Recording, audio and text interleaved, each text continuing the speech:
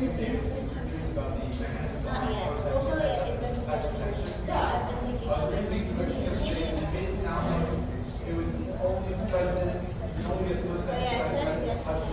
I was at class at 7 o'clock. Well, they've done their 7 work. p.m. So No, for really, lab. one of the things about being a researcher is you try not to extrapolate on the situation.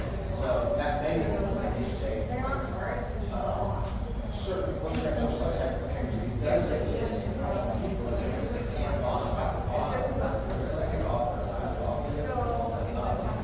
I'm sure where she got that, she could see her running for office. And I know she got the lead. She was saying, "Oh, every time I cross it, she got caught attention and said, well, this is something." But I think this is circumstance.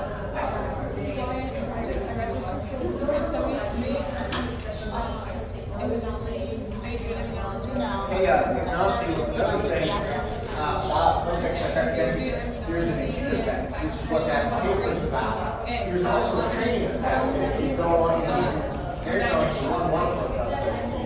And it covers you something like 12 hours. And then there's a secondary effect, which is training, that also does it. So it's kind of fun. There's multiplying effects. There's people who we were involved. Oh, I was like, let's explain. It tells you about I don't know, like the, you know, like the medical terms and stuff, like when you get into it. I'm thinking it would be a lot of memorization. That's what I'm thinking. And like I'm scared because I'm already doing the same thing. You know what I mean? Like I'd be down to do something to become more straight, but it's different.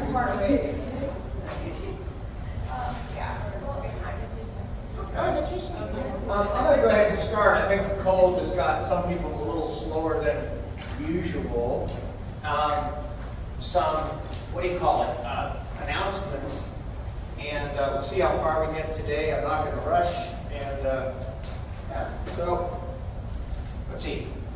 We managed to get a lot of the review done on Monday, but I'm going to repeat one of them because Carney's made a really nice point in office hour that we can all benefit from. And then today what we're going to do, I think you're going to be a lot happier about when we do the supraventricular tachycardias as a group, I can show you how this system works, so you'll be more comfortable. I have my special office hour today, starting at 12:30, and we'll go to at least 1:30. If no one's there after 1:30, I might take off, but as long as you guys need to go, I will go. And then on Friday, I have my normal 11 o'clock. Everyone's tracking. So your quiz covers through today's lecture, it's about halfway through today's lecture, excluding multifocal atrial tachycardia. That's an advanced rhythm that you're never going to see until you're in the ICU, and then someone can teach you to do it. And then the midterm will cover all the way through Friday, including ventricular arrhythmia. Again, it allows me to spread out different topics so you don't feel as overwhelmed. Yes, Kelly? It's all Scantron, all multiple choice. Yeah. A real common thing would be to give you like 3 individual PQRSTs, A, B, C. They say, which one of these is a ventricular? Which one of these is a P-wave problem? Which one of these? Yeah, and then you can choose it. All right, so let me, I want to move forward. Let's do this one, I think. So, yeah, I bring this up because Partee was objecting. She could tell, by the way I was talking, that I was using an algorithm in my head as I was, a series of decision choices. But since we haven't really practiced using it together, it was confusing. She could pick out, you're doing something to those EKGs with your brain, and I don't know the step change. And that's what the rest of the EKG element is about. So remember, also, I did it poorly, is why I'm going back to do it again, is I wasn't doing it very aware, awoke, wait, what do people say, woke? I wasn't very woke. So let's do it again. with the first time you come to a bunch of squiggly lines, you have to decide if it's an EKG. If it's not an EKG, you can't use any of the stuff I'm teaching you. If it's an ocean thermogram, you need an oceanographer, not a cardiologist. Then the next thing you can always get is rate. If you have a 12 lead, you can get the axis, but if not, you can't. You assess, your third step is to assess the conduction system, and we do that by measuring the PR and the QRS durations. That will tell you a lot of stuff. You don't know quite what yet, but it'll tell you a lot of stuff. And then finally, we do the rhythm, and the rhythm is the most complex of the steps. The rhythm is so complex, because there's so many different ways rhythm can break, that you actually assess rhythm with a subheading of 4 different steps. You say, so what is the rate? What is the width of the QRS? Because that tells you if it's ventricular or supraventricular origin. What do the P waves look like? And what is the regularity of the QRSs? So there's 4 steps inside rhythm. That's why we're spending this whole week on rhythm, and whereas I taught you axis in half a lecture. So let's do one. We're going to use this. So, number 1, does this seem to be an EKG? Yes, it has squiggly lines that do a repeated PQRST. It even shows you its lead V1, so it is looking from the right side. A little unusual for you guys, but you're getting used to it. So, it is an EKG. That means we're going to try through these steps. Let's do the rate. The rate is a function of, this almost lines up. I don't even need scissors. 300, 150, 100, it's almost exactly 100. Right? Okay, so rate, check. Can I do an axis? No. It's nice that a V, normally a right-sided lead should see mostly upside down stuff, or down going, so that much we can know, but we can't do the axis. With one lead, you can't. Conduction. If you do the conduction, the first thing you do is measure the P. That's a very polite thing. That's lining up almost perfectly. It depends on whether you want to take this small rise as the R wave, and I do. I think that really is an R wave because it's everywhere. So I'm going to say that the PR, I got to go from top to top if I'm measuring tops, and that means it's a little more than 3 little boxes for a PR interval. 0.13 and 0.14. So from the sinoatrial node through the AV node is a normal duration. Then the next is the QRS organized enough? You measure its duration bottom to bottom, and I get a duration of about 2.5 little boxes, 0.1 seconds or 100 milliseconds. And yeah, that's exactly what it is. What this has told you is there's no deficits in atrioventricular conduction, and there's no slowing of intraventricular conduction. That's what your conduction step tells you. A quick way of translating that is there's no AV blocks, and there's no bundle branch blocks. That's what it just told you. Now, the last step then is rhythm, and rhythm is often the hardest one because it has multiple. So, what is the rate of that? 100. What is the QRS width? We just measured it. Narrow. It's coming through the normal conducting system, which takes a whole list of maladies off the problem. P's. When you look at the P's, you're really looking for several things. You don't have lead 2. You'd like them to have lead 2. If they're upright in lead 2, they're normal P rings. You're looking for the distance, which we just measured. It was normal. You're looking for how many. You have more than one P wave for every QRS, because that's naughty. That's a high-level bundle branch block, or a high-level atrioventricular block. Misspoke. So the P's here are basically normal. And then finally, regularity. That's what scissors are good for. Or a piece of paper does the same thing. And this is utterly regular. So given all the things that we've just talked about, my conclusion is, see how many things I had to do? Just to say, this is a borderline sinus tachycardia at a heart rate of 100. But that's what you should be doing to really know that. And that's probably, Partis, why I went so fast before, is I've become so habitual. It's sort of like conjugating Spanish verbs. Those of you who speak Spanish, you just do it. And whereas you have to slow down, almost. You said there's more than one P-wave for every curve. If there's more than one P-wave. And that's the topic we'll take up on Friday because it's a little more complex. And clearly, if you have a P-wave and the QRS doesn't go, it's like the ventricle is becoming deaf. It's like an old husband failing to listen to his wife. Hey, I said take out the garbage. Oh, right. And so we'll see that an intermittency of ventricular contact with the atria is a form of block. Okay. Let's move forward here. I don't want to belabor this. Good. So let's now talk about, we're going to use this system, these 4 characteristics, to talk about a very common disturbance of rhythm, the kind of thing that bounces you into the ER, but which you get to come back home, is supraventricular tachycardias. So let's do some deduction here. What is the general rate of these conditions? Greater than 100, yay! And then, might have thought, what will be the width of the QRS? It'll be narrow, because if they're coming from the top part of the heart, they are using the AV node His bundle Purkinje system. And so you'll actually hear doctors in the hallway going, he has a narrow tachycardia. I'm not sure what kind.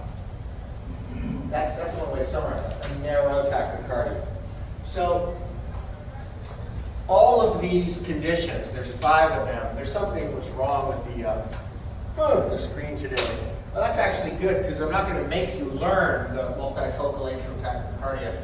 I've only seen that rhythm in the ICU, so I don't see why it's a little more specialized and it's confusing, so let's not learn that. Here's the 4 that you see wandering around in nature all the time. And so all of them have narrow QRSs and high rates. Okay? Well, if they're the same, how do you tell them apart? Well, let's see. They're the same in these 2 things. And so the way they're going to differ is in these 2 things. The nature of the P waves and the regularity of the QRSs. So let's try some. Let's do one that you're all familiar with. Anyone worked out in the last 2 days? I did. It was the highlight of my day. So let's talk about the sinus tachycardia.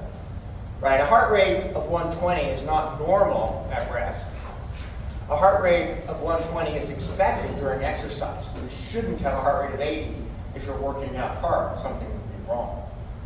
So, normal. So just to watch how, because this is what you're going to do when you start your exercise testing 2 weeks, 10 days from now. Oh, look, stop. Good for me.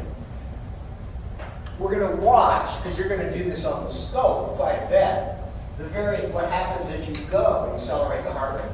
So here is someone who inhales, their heart rate speeds up to a rate of about 85. When they exhale, their heart rate slows down, so they still have vagal tone. 150, 175, 60. Right, so they got a nice sinus arrhythmia within the normal range of rates at rest, with a clear, long diastolic interval here. P, QRS, T, P. And as they start to exercise and accelerate, as I said before, some of you have said, do you speed up the QRS? Yeah, you do. But it's hard to improve on perfection. It's so good to begin with. The QRS is usually hard to measure unless you're in a cath lab as faster. The main place you save time is in that resting interval. So notice how I keep talking about the Bactrian camel. T, P, T, P. You start to get this kind of fusion that you finish the surface. This is the surface repolarization. The cells in the ventricle are repolarizing. At almost the same time, the atria are starting to depolarize again. So you're starting to have a very tightly synchronized sequence of events. And then we take them up to 160. This is true max exercise for this person. So tell me how old they are. Yeah, that's a lot like my age. So they're about 60 years of age, plus or minus. And notice in the end, the T and the P are so tightly fused and there's so much thrashing from the person working hard on the treadmill, it's difficult to interpret the baseline. Let me show you something quick and dirty that helps you understand the patient is safe, because I've often had residents say to me, how do you know they're okay? I can't interpret the ST segment. And I said, are they making narrow spikes? And are they regular?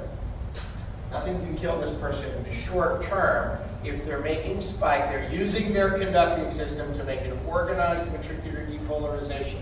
And those are dead regular, they're fine. Plus they're going to quit really soon. And then I can do the good 12 lead and check on their ST segment to see if they're skinny. Oh, the body is getting plenty. I think what you're saying is because of the shortening of diastolic time, the amount of time for the heart to actually have the heart wall suck in blood through the corneas is tremendously diminished. Is that what you got? I agree. This is why we use exercise testing, because a 60% coronary lesion will never reveal itself at rest. It's really easy to get that blood into the wall of the heart. But here, oh boy, you find out if there's a deficit in maximum flow rate. Very good.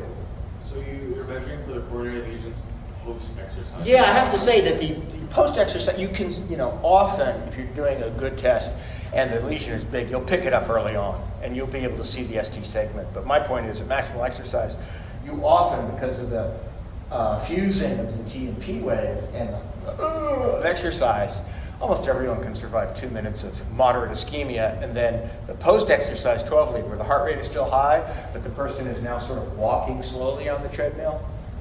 In some ways, that's the entire point of an exercise test, is that high intensity, high rate pressure product, electrocardiogram. It reveals. Okay, well, let's continue.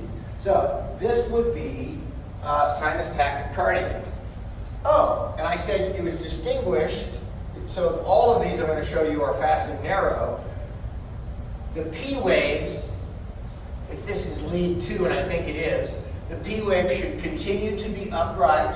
They should continue to be within a physiologic distance, a striking distance of 3 to 5 little boxes.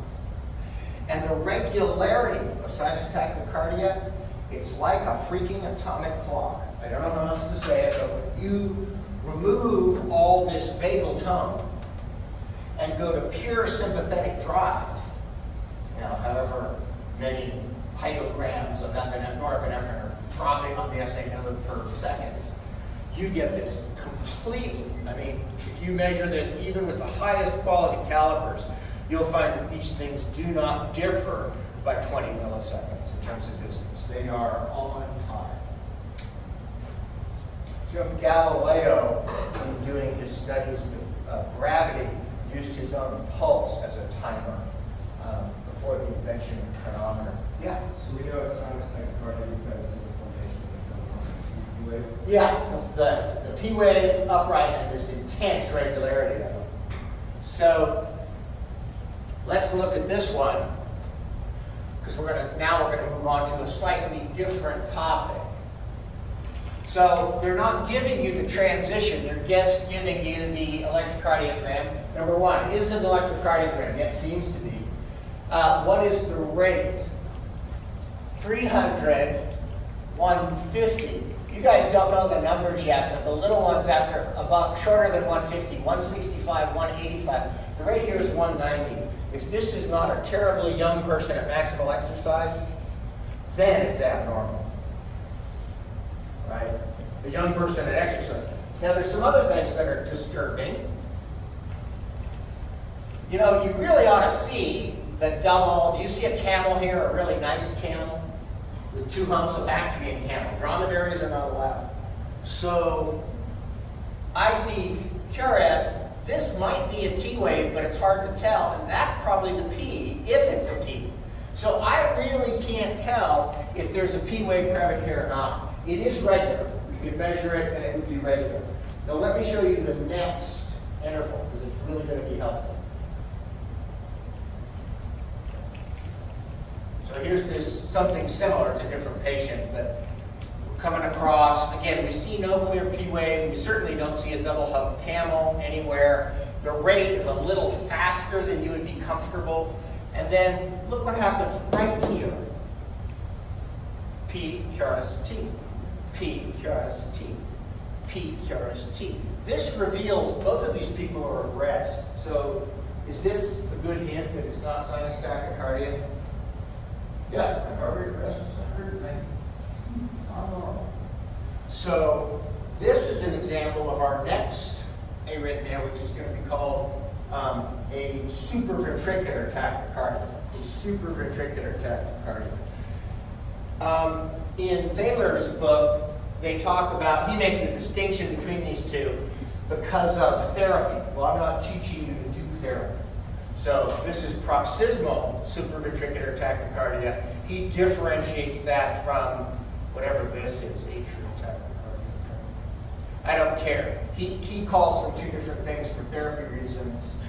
You don't need to know that because their characteristics on an EKG are the same. There are supraventricular tachycardia. What characterizes them? A rapid, narrow tachycardia and altered or missing P wave. So I really don't see a P wave here. I think what you have is a biphasic T wave. It's hard to tell at a heart rate of 190. If the person's at rest, you know something's wrong. Does that make sense? Paroxysm refers to a fit. It's an old word. Unless you read Emily Bronte, you won't run into it. But you often hear the president said, I am a stable genius, and the interviewer went into a paroxysm of laughter. It means a fit, an outbreak. And one of the ways you tell it's a paroxysm is it has a sudden onset and a sudden stop. The sinus, you finish your workout, you look at your Fitbit, and within one step, your heart rate's 60. Isn't it? That's not how it normally works. Sinus tachycardia kind of slowly subsides. These paroxysms often just cut off right away. Got me? Okay. Why do I not look at my table? Where's my table? I want a table. Huh? Where's my table? Oh. Huh? I don't understand. Maybe I cut it out when I tried to shorten it. Hang on, momentito, Carmelita. Before we go back to that,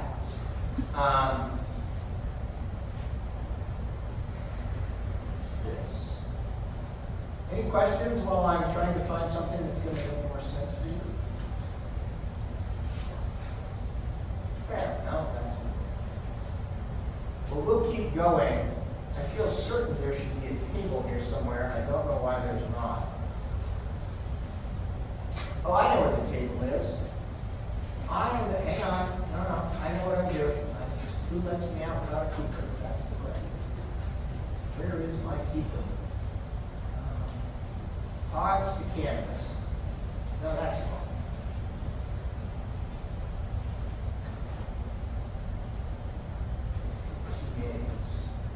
Okay. So see this? Can you guys see it back to me? What I'm doing? I had EKG review 1. This is what you guys thought you led me through on Monday. If you had Monday discussion, Amy will do it today.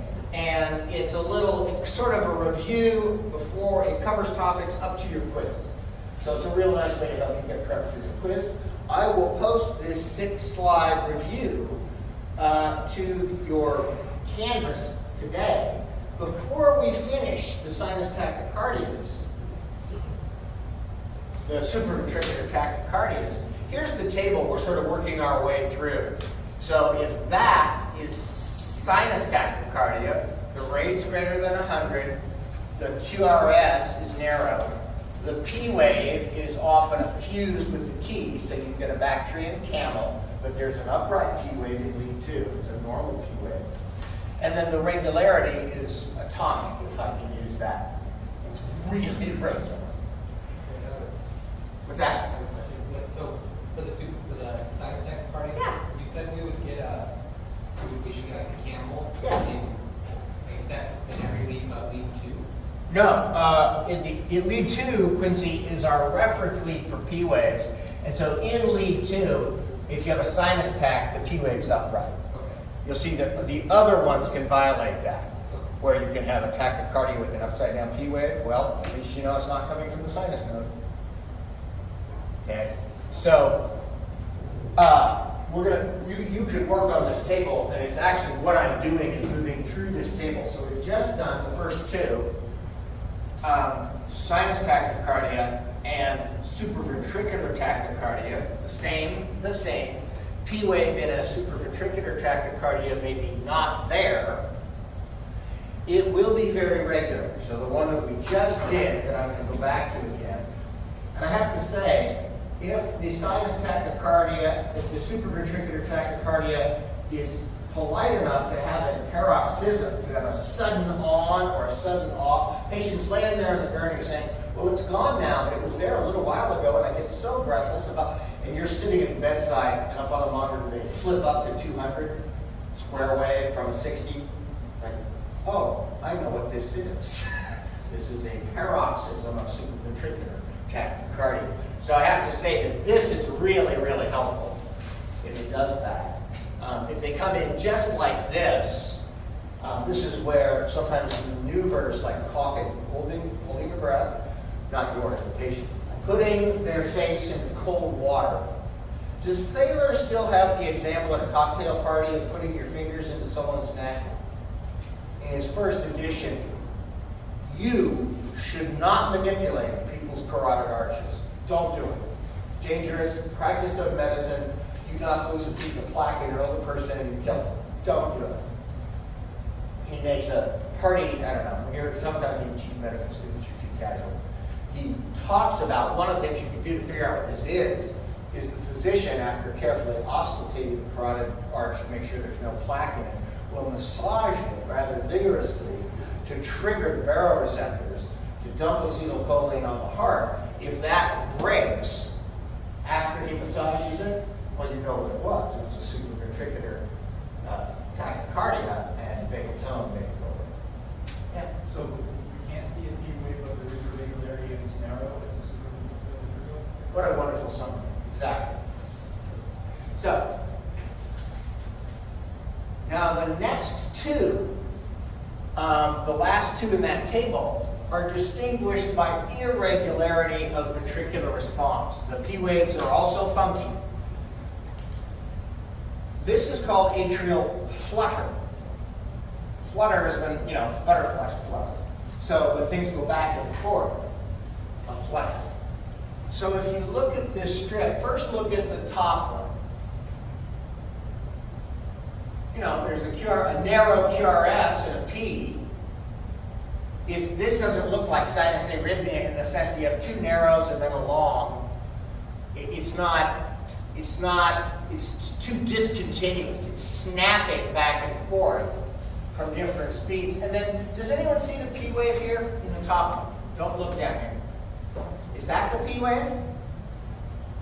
Because that's not repeated here. Is that the P wave? That's not repeated here. This one looks more like that. So it's hard to tell. Now look at lead 2. Lead 2 is our prime, Quincy, for searching out the P wave because lead 2 looks right along the axis of the atrium. And so you look at lead 2 and what you see is wombo, wombo, wombo, wombo, wombo, wombo, wombo, wombo, wombo. If you blur your eyes from the back of the room, Adam, with your sick eyes, you can almost pull these out and you can just see a continuous oscillating. The atria are basically just going hunga, hunga, hunga, hunga, hunga, hunga. And every once in a while, there's a ventricular depolarization. Atrial flutter. A couple of things about atrial flutter. Almost always the rate of the fluttering atria is around 300.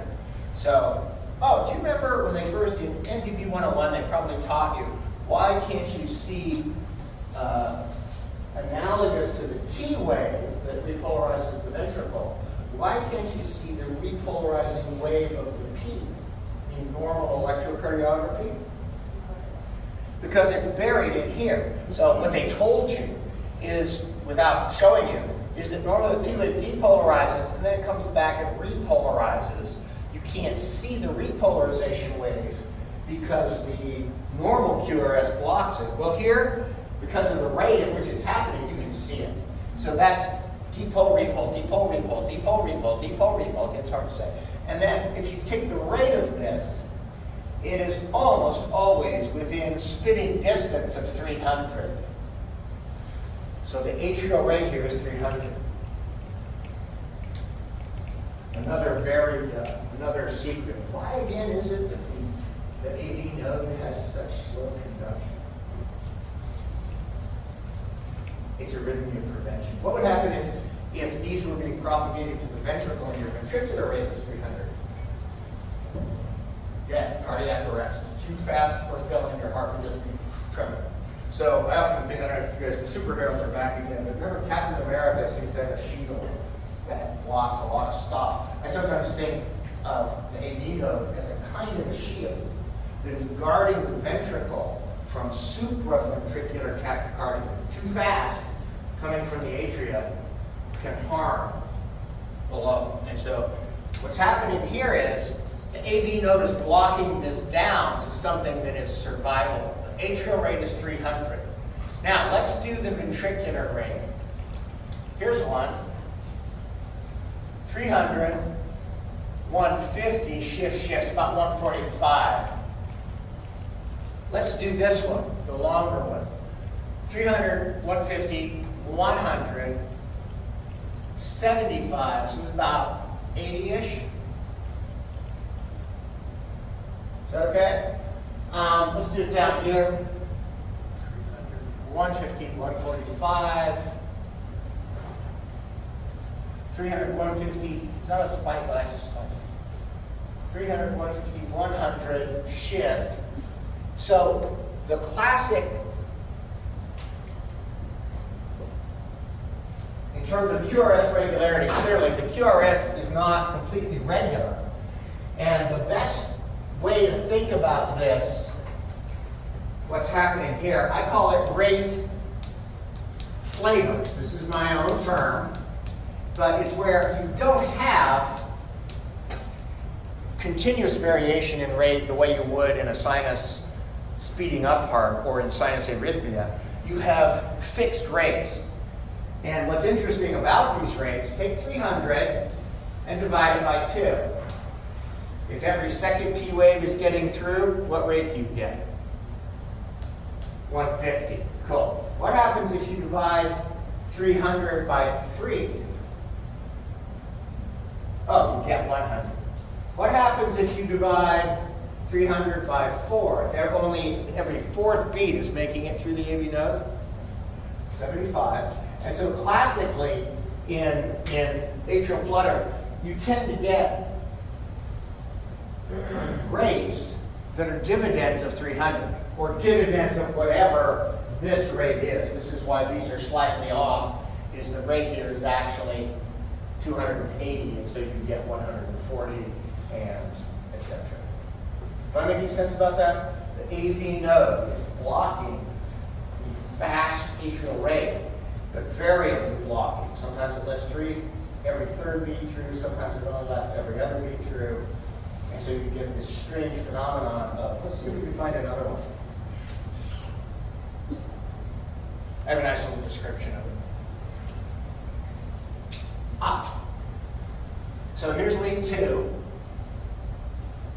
You have a narrow, the rate here is variable, and it seems to be something between you got 140s, you got 75s. Boy, this is a long one. That's going to be 5 into 300, whatever that is, 60. Right. And you see this wonderful flutter wave marching through the whole thing. It's narrow, at least a majority of beats tend to be tachycardic. Yeah. Is that okay? Atrial flutter. 2 questions first here. What causes this as opposed to AFib? This is all, the question was, how is this different than AFib, and what causes this versus AFib? Usually this is preliminary to AFib, to be quite honest, that this is the first round. It's slightly more organized than complete quivering chaos in the atria. It's, the atria kind of going back and forth. Similar causes in both cases. there a problem with atrial filling when Yeah, the atrial do not fill and empty here normally. They don't have quite the problems with stroke. This tends to be a temporary rhythm. You either get out of it or it degenerates into AFib. So it tends to be temporary. You're kind of delighted when you find it because this is inherently more stable than, the rhythm will degenerate. The heart that's making it has not fallen apart completely, and so your attempts at care of this are usually far better than your reversing atrial fibrillation usually fails. But reversing this, you can shock this. There's some drugs you can give that provide cholinergic tone or block sympathetic tone to the atria. This is quite reversible. Okay, so we've gotten to atrial fibrillation. So in our little table, once again, you have a narrow, slightly tachycardic. QRS width is narrow, rate is fastish. You look for the P waves. Look for the P waves here. And I have to say, I think Freud said the human mind is a poetry-making machine, meaning order. It looks for order. It looks for meaning. So I often find that when I look at atrial fib, I get pissed off because I know, it angers me, because I know there should be a P, QRST. Okay, so that's the P wave? Well, then why? Maybe that's the P wave. Then what's that? If you ever find yourself spending more time,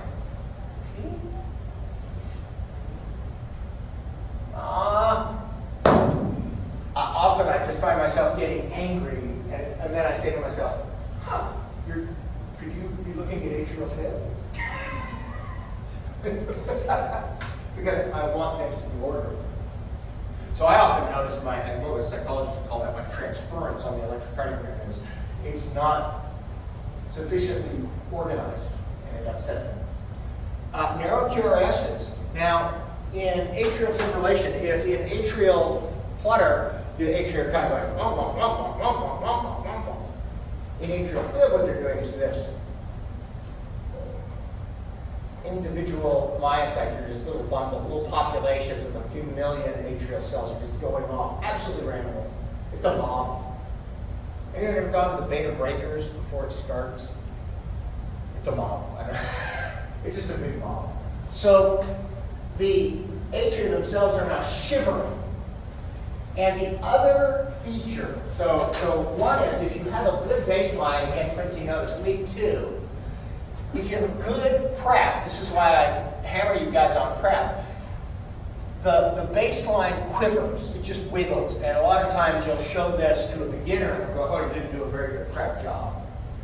Oh, you did an excellent prep job. And what they're picking up is this sort of buzzing, so we often call it a junk baseline. It looks like junk. But what's even more powerful, because this, it does depend on how you prep it, which lead you're looking at. The most reliable way to identify atrial fibrillation is by the footprints it leaves on the ventricle, which is, see, for atrial flutter, because it's always 300, the AV node can pass a certain fraction of that, and so you get great flavors. Here, you will get absolute random. Watch, I'm going to measure an R to R interval here, and it will never be repeated.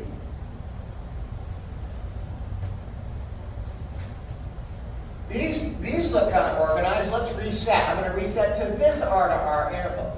And when you measure it, that looks close. But then, see, that one's too long.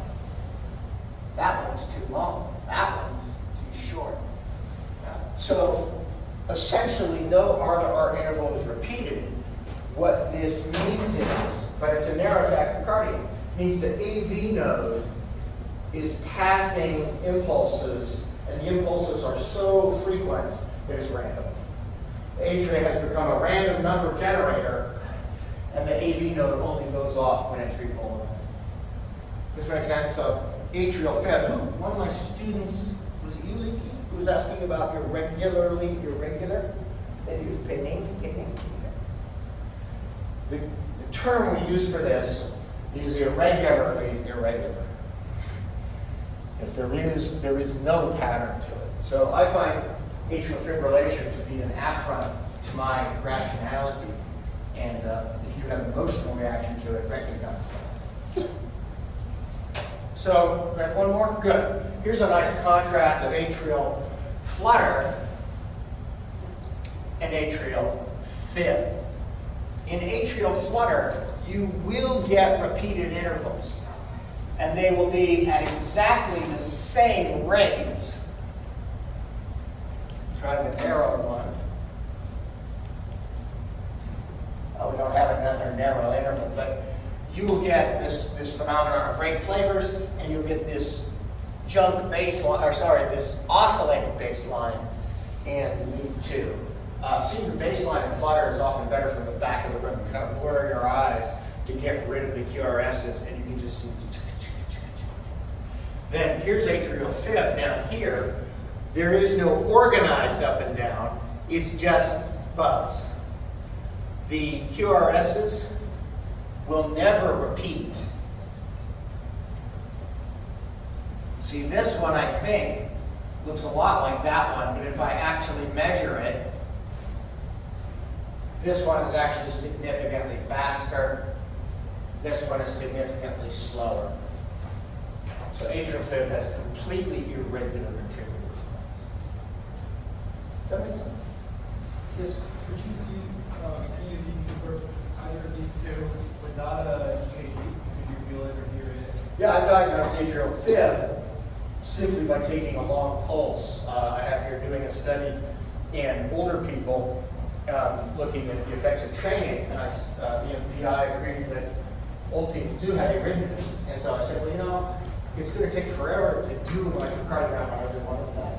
Since we're trying to select healthy people on no meds with no arrhythmias, we agreed that if I just sat and measured their pulse for a full minute, just sat there, looked at my watch and felt it. And I think I caught 2 people in atrial fib who didn't know it. So then you'll feel like it goes from 75 to 100. Yeah. So, why, something I want to say about atrial fib, let's see what the next slide is. That in atrial fib, what is this? No, let's not look at that yet. In atrial fib, the critical thing, everyone wants to make it go away. And that actually is your second, by the way, the examples I have you are not so tachycardic because it becomes really hard to see the baseline when I'm going really fast. So usually these people will be up around 120, 130. Another big hint if you're taking their pulse at rest that something's wrong. So very often atrial fib is a true tachycardia. And they may feel badly, especially if they exert. I have a friend who's in atrial fib, who's a superb older athlete. He's 80. And I said something like, can you tell? He says, not if I'm reading the paper at home anymore, so I take my pulse. He says, but if I do 2 flights of stairs, or if I stand out of the saddle on my bike, I can tell missing my atrial primary, which someone asked about. Remember, the stroke volume, only about 20% of each stroke volume comes from the atrial kick. And so, at rest, you'll never notice it's gone. But if you need that extra 20%, you'll notice it. So it tends to only be noticeable under exertion. What was I about to tell you? So this is often tachycardic, and rate control is one of the things you do as a physician. You try to give them something that brings their heart rate down to a more normal resting rate so they get proper filling. However, the most important treatment for atrial fib is anticoagulation. Say it again, anticoagulation. Notice many of you guys have been trained to say blood thinning. Don't say blood thinning. Blood thinning under warfarin or any other anti-clotting therapy is the same. The viscosity of blood is not changing. The blood is not thin. It's one of these mistakes that physicians make because they're being sloppy. No, what I'm giving you is an anticoagulant or an antiplatelet drug. The reason why is, so if this is what your atria are doing, and someone just asked me about filling and emptying.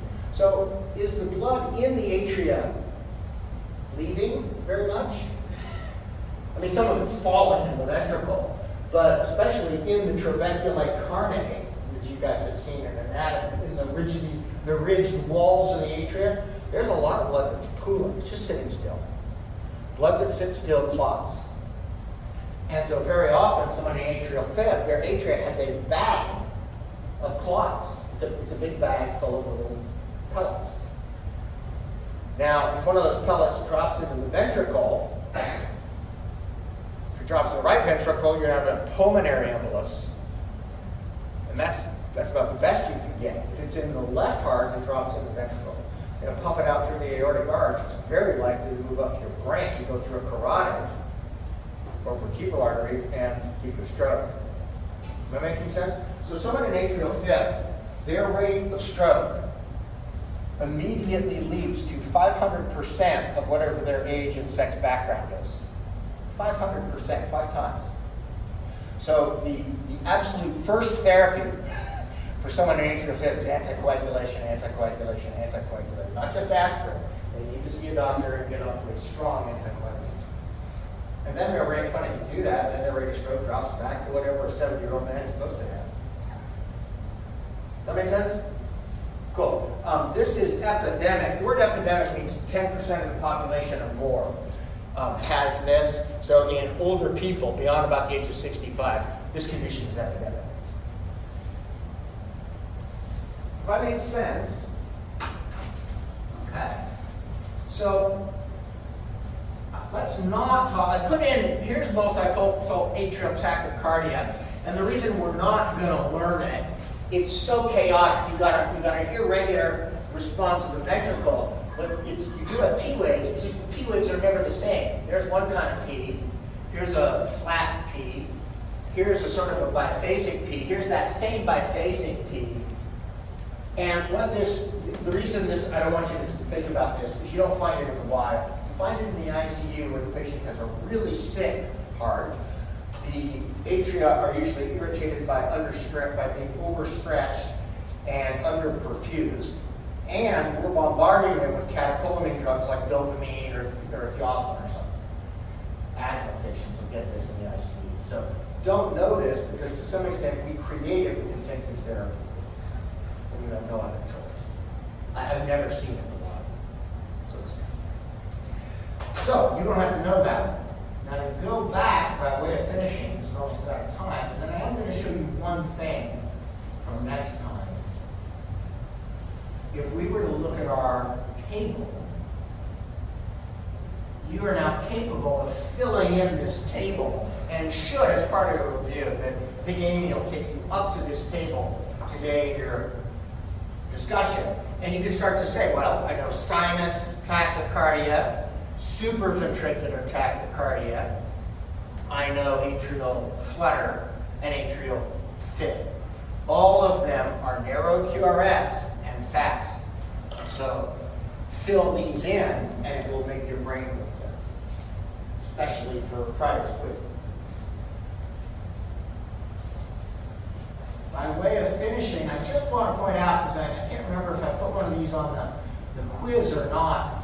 When we return, we're going to talk about ventricular arrhythmias, just because I have 3 minutes. And I want to show you one. There's another one of these organizing slides on, this is, I think, it's labeled in your canvases, lecture 12.5, 12 and a half, somewhere.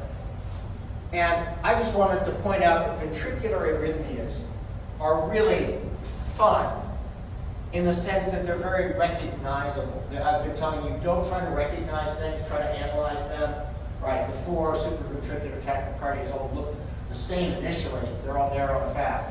You got to resolve them. Ventricular arrhythmias tend to be really nice because if they're coming from an ectopic pacemaker in the ventricle, there's no P wave. Even better, because they're coming from outside the conducting system, outside the Purkinje system, they tend to be very wide. And so I'm just going to show you like one or two of them. Look down here. Which one of these is not like the other ones, not like the other ones? Right? Very distinctive. And as you come across P, P1, P, QRST, P, QRST, Galbonga, P, QRST, P, QRST. Notice no P wave, Y, And another treat that they give you is because they're coming from an ectopic pacemaker, their depolarization and repolarization often go in different directions. This is very helpful in making them look weird. So, isolated ventricular beats are easy. I want to point out, because a bundle branch block also has a wide QRS, but a bundle branch block is a condition. It will be present, a wide QRS will be present in every complex you look at, and there will be a P wave in front of every wide QRS. So bundle branch block, you discover when you're measuring the PR and QRS intervals, that's when you find your bundle branch block. Ventricular arrhythmias tend to be kind of like will-o'-the-wisps, and so we'll talk about that after your quiz. I just want to pick that up, because the hardest thing that might be on Friday's quiz would be ventricular arrhythmia like that, and I don't think I covered it all of it again. So everyone can see the wide, early, premature ventricular, wide, early, dipole, repole, opposite ways, no preceding P wave.